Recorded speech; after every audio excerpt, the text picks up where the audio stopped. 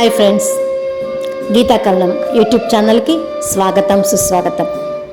Friends, ఈరోజు నిగూఢ రహస్యాలు అంటూ ఓషో గారు రచించిన అద్భుతమైన జ్ఞాన సంపదల నుంచి దేవాలయాల గురించి ఓషో గారు ఏం చెప్తున్నారో ఈ బుక్లో ఉన్న నాలెడ్జ్ని మీతో షేర్ చేసుకోవాలనుకుంటున్నాను ఫ్రెండ్స్.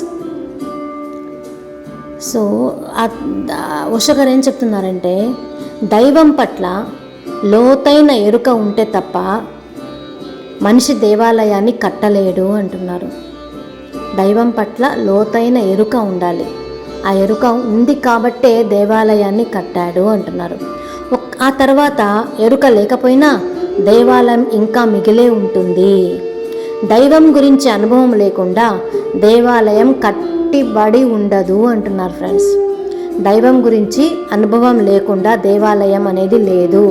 దైవం గురించి అనుభవం ఉంది కాబట్టే దేవాలయం అన్నది కట్టబడింది అని చెప్తున్నారు. ఎందుకు దేవాలయాన్ని కట్టబడింది అన్న ఒక మాస్టర్ గారి ప్రశ్నకు ఓషో గారు ఏం చెప్తున్నారంటే, దేవాలయాలు గ్రహణ సామర్థ్యం కల పరికరాలుగా ఉండేవంట ఒకప్పుడు. దైవత్వం అన్ని చోట్ల ఉన్నప్పటికీ, మనుషులు కూడా అన్ని చోట్ల ఉన్నప్పటికీ, నిర్దిష్టమైన పరిస్థితుల్లోనే దైవత్వానికి శృతిబద్ధం చేయబడతాము అంటున్నారు. ఉనికిలోని దైవత్వాన్ని అవగాహన చేసుకోవడానికి, ఆధ్యాత్మికంగా ఉన్నత స్థితికి చేరుకోవడానికి దోహదం చేసే కేంద్రాలుగా దేవాలయాలు పనిచేశాయి అంటున్నారు. సో దేవాలయాలన్నీ కూడా దేనికోసం ఉద్దేశించబడ్డాయి అంటే, దైవత్వాన్ని అవగాహన చేసుకోవడానికి, ఆధ్యాత్మికంగా ఉన్నత స్థితికి ఎదగడానికి అంటూ ఓషో గారు చెప్పారు. ఇంకా ఏం చెప్పారంటే, మనం భారతదేశంలో దేవాలయాలు 3-4 నమూనాల్లో ఒకదానికొకటి అనుగుణంగా కట్టినవే, మిగతావన్నీ కూడా అనుకరణలే. దేవాలయాల గోపురాలు ఆకాశాన్ని నమూనాగా తీసుకొని కట్టినవే. దీనికి ఒక సిద్ధాంతం ఉంది. ఆకాశం కింద కూర్చొని ఓం అని పునశ్చరణ చేస్తే నేను ఉచ్చరించింది వినిపించకుండా పోతుంది. ఎందుకంటే వ్యక్తిగతమైన నా ఉచ్చారణ యొక్క బలం విస్తృతమైన ఆకాశంలో కలిసిపోతుంది. అంతే కదా. నేను ఒకదాన్ని ఇలా కూర్చొని ఓపెన్ ప్లేస్లో కూర్చొని ఓం ఓం అని స్మరిస్తూ ఉంటే ఆ పునశ్చరణ ఏమవుతుందంటే ఆకాశంలో కలిసిపోతుంది. నా మంత్రోచ్చారణ యొక్క ప్రతిధ్వని నాకు వినిపించదు. నా ప్రార్థనలన్నీ విశాలమైన ఆకాశంలో కలిసిపోతాయి. కానీ మన ప్రార్థనల ప్రతిధ్వనులు మళ్ళీ మన మనస్సును చేరుకునేలా దేవాలయ గోపురాలు నిర్మించబడ్డాయి అంటున్నారు ఫ్రెండ్స్. గోపురం ఒక చిన్న అర్ధవృత్తాకారంలో అమర్చిన ఆకాశపు నమూనా. దానిది 4 వైపుల నుండి భూమిని తాకే ఆకాశం యొక్క ఆకృతే.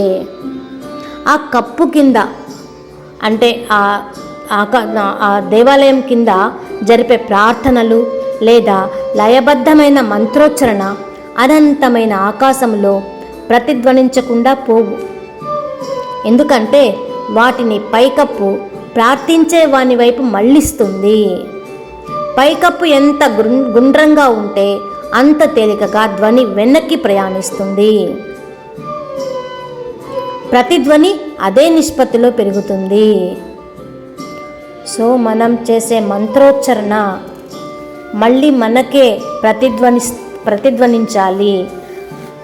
అప్పుడే అసలైన శక్తి మనలో వస్తుంది అంటున్నారు. ఎవరైనా ఓం అన్నదాన్ని లయబద్ధంగా తీవ్రంగా ఉచ్చరిస్తే దేవాలయం పైకప్పు ఆ శబ్దాన్ని ప్రతిధ్వనింపచేయడమే కాకుండా ప్రతిధ్వని వలయంగా అమరుస్తుంది. దేవాలయం పైకప్పు యొక్క స్థూల రూపము, ఆకృతి ప్రతిధ్వనించే శబ్దాన్ని వలయాకారంగా రూపొందించడానికి సాయం చేస్తుంది. విశాలమైన ఆకాశం కింద కూర్చొని ఓంని లయబద్ధంగా ఉచ్చరించిన శబ్ద వలయం ఏర్పడదు. సో ఎప్పుడైతే ప్రతిధ్వనించే శబ్దాన్ని వలయాకారంలో రూపొందించటానికి సహాయపడుతుందో ఆ శబ్ద వలయం పరమానందకరమైన అనుభవం ఫ్రెండ్స్. సో ఎప్పుడైతే ఆకాశం కింద కూర్చొని మనం ఓంని మనం పునఃస్మరణ చేస్తూ ఉంటామో ఆ పరమానందం ఏర్పడదు, ఎందుకంటే శక్తి వలయం ఏర్పడదు కాబట్టి.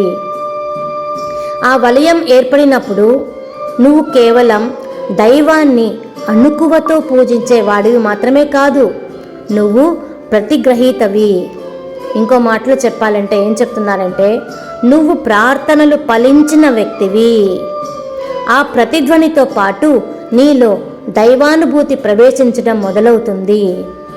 మంత్రోచ్చరణతో ధ్వనిని ఉత్పత్తి చేసింది మానవ మాతృడే అయినా అది ప్రతిధ్వనించినప్పుడు దానిలో ఒక కొత్త బలం ఉంటుంది, కొత్త శక్తులతో నిండి ఉంటుంది. సో గోపురం ఆకారంలో ఉన్న దేవాలయాలు మంత్రోచ్చారణ ద్వారా శబ్ద వలయాలను సృష్టించడానికి ఉపయోగపడ్డాయి. అక్కడ ఒంటరిగా పరిపూర్ణ ప్రశాంతతతో మౌనంగా కూర్చొని లయబద్ధంగా మంత్రోచ్చారణ చేస్తే వలయం ఏర్పడగానే ఆలోచనలు ఆగిపోతాయి. ఒక పక్క వలయం ఏర్పడుతుంది, మరో పక్క ఆలోచనలు ఆగిపోతాయి. సో ఎప్పుడైతే అలా ఒక సర్క్యూట్ ఏర్పడుతుందో ఆలోచన రహిత స్థితి వస్తుంది. ఇంకో విధంగా చెప్పాలంటే మనసులో రోధ చేసే ఆలోచనల గుంపు ఉండటానికి కారణం మన అంతరంగ విద్యుత్ సర్క్యూట్ ఏర్పాటు చేసుకోకపోవడమే. ఆ సర్క్యూట్ని నిర్మించిన వెంటనే లోపల ఉన్న శక్తి క్రమబద్ధమై నిశ్శబ్దం ఏర్పడుతుంది. కాబట్టి దేవాలయం పైకప్పు సాయంతో శక్తి వలయాన్ని తయారు చేయడం ఒక గొప్ప ప్రక్రియ. దీని ఉద్దేశం ప్రాముఖ్యత కూడా అదే. సో దేవాలయాల యొక్క గొప్పతనాన్ని ఓషో గారు ఎంతో చక్కగా వివరించి చెప్పారు. మనం ఎప్పుడైతే ఓపెన్ ప్లేస్లో కూర్చొని మంత్రోచ్చారణ చేసినా అది ఆకాశంలో కలిసిపోతుంది. కానీ ఎప్పుడైతే ఆ గోపురానికి కింద కూర్చొని మనం మంత్రోచ్చారణ లయబద్ధంగా చేసినప్పుడు చక్కగా రీసౌండ్ లాగా వచ్చి మన ప్రార్థనలు మనకే మళ్ళీ వినిపించేంత గొప్పగా ఉంటాయి. అక్కడ ఒక శక్తి ఏర్పడుతుంది. ఆ శబ్దం చెప్తూ ఉండడం వల్ల, మంత్రోచ్చారణ ద్వారా తిరిగి ప్రతిధ్వనిస్తూ ఉండడం వల్ల మనం చక్కగా అక్కడ ఒక శక్తి వలయం, మన చుట్టూ ఒక శక్తి వలయం ఏర్పడుతుంది అంటున్నారు. ఆ శక్తి వలయం ఎప్పుడైతే ఏర్పడుతుందో మనలో ఆలోచన రహిత స్థితి ఏర్పడుతుంది. సో దేవాలయాలు ఎందుకు నిర్మించబడ్డాయి అన్న విషయాన్ని ఇంకొంచెం లోతుల్లో మళ్ళీ ఇంకొక వీడియోలో తెలుసుకుందాం ఫ్రెండ్స్. అద్భుతమైన కాన్సెప్ట్స్ ఉన్నాయి ఈ బుక్లో. సో వీలున్న వాళ్ళందరూ కూడా నిగూఢ రహస్యాలు అని ఓషో గారి బుక్ను మరీ చదవాలని కోరుకుంటూ ఫ్రెండ్స్, ఈ వీడియో నచ్చితే లైక్ చేసి షేర్ చేసి నా ఛానల్ని సబ్స్క్రైబ్ చేసుకోవాలని మరీ కోరుకుంటున్నాం. Thank you friends, love you all.